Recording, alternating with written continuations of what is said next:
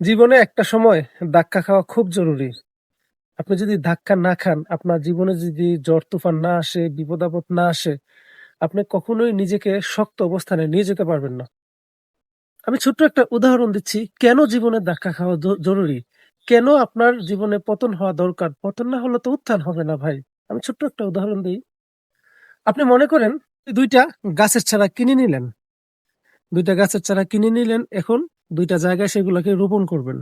একটা চারা হচ্ছে আপনি বাড়ির পাশে বা পুকুর পাড়ে বা খোলামেলা জায়গায় সেটাকে রোপণ করলেন। আরেকটা চারা আপনি ঘরের ভিতরে ৪ দেওয়ালের মাঝখানে রোপণ করলেন। চারা কিন্তু ২ টা। আচ্ছা, ৫-৬ বছর পরে কি হবে জানেন? যে গাছটা আপনি ৪ দেওয়ালের মাঝে রোপণ করছেন, ওই গাছটা দেখবেন কোনো প্রকার ক্ষয়ক্ষতি হয় নাই, কোনো কিছু হয় নাই। গাছটা বেড়ে উঠেছে। কিন্তু গাছটার গাছপালা ডালপালা খুব বেশি একটা ছড়ায় নাই। গাছটা বেড়ে উঠেছে কিন্তু খুব বেশি লম্বা হয় নাই। ওইটা থেকে ফলও আসে নাই। কারণ এটার মধ্যে আলো বাতাস খুব বেশি একটা লাগে নাই। গাছটা মজবুত হয় নাই।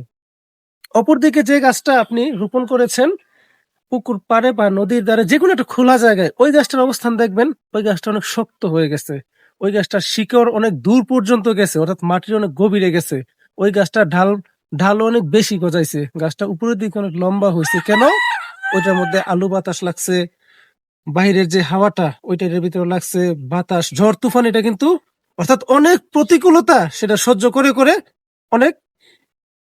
সহ্য করে এটা বড় হয়েছে। এই গাছটা অনেক মজবুত হয়েছে। এই গাছটা খুব সহজেই ভেঙে যাবে না। যতই রোদ উঠুক এই গাছের পাতাগুলো নষ্ট হবে না, পুড়ে যাবে না।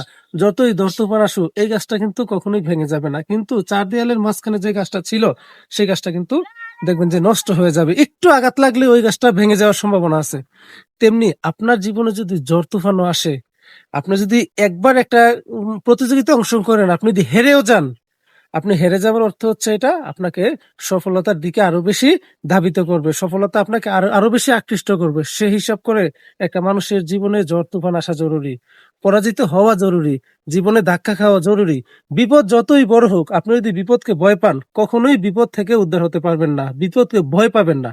কিভাবে বিপদ থেকে নিজেকে উদ্ধার করতে পারবেন, সেই রাস্তা খুঁজে বের করুন। তবেই আপনার জীবনের একটা উত্তম অর্থাৎ সুন্দর একটা জায়গায় আপনার জীবনটা পৌঁছাবে। কোনো কিছুকে ভয় পাবেন না। ঠান্ডা মাথায় কিভাবে বিপদের সাথে লড়াই করা যায়, ওই কৌশলটা বের করবেন। তবে আপনার জীবনে সফলতা আসবে ইনশাল্লাহ।